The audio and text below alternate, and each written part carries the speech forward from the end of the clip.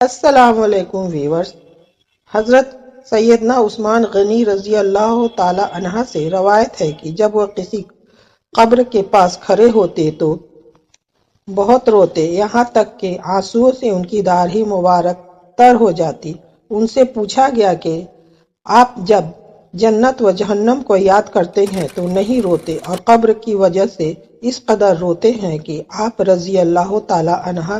نے جواب دیا کہ رسول اللہ صلی اللہ علیہ وسلم فرماتے تھے کہ قبر آخرت کی منزلوں میں سے پہلی منزل ہے، پس اگر بندہ اس سے نجات پا گیا تو آگے کی منزلیں اس سے زیادہ آسان ہیں، اور اگر قبر کی منزل سے بندہ نجات نہیں پا سکا تو اس کے بعد کی منزل اس سے اور زیادہ سخت اور کٹھن ہے۔ نیز رسول اللہ صلی اللہ علیہ وسلم یہ بھی فرماتے تھے کہ نہیں دیکھا میں نے کوئی منظر مگر یہ کہ قبر کا منظر اس سے زیادہ خوفناک اور شدید ہے۔ حضرت عثمان غنی رضی اللہ تعالی عنہ سے روایت ہے کہ رسول اللہ صلی اللہ علیہ وسلم کا طریقہ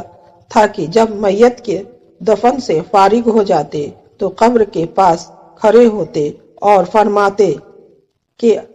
اپنے اس بھائی کے لیے اللہ تعالیٰ سے مغفرت کی دعا کرو، اور یہ بھی دعا کرو کہ اللہ تعالیٰ اس کو سوالوں کے جواب میں ثابت قدم رکھے، کیونکہ اس وقت اس سے پوچھ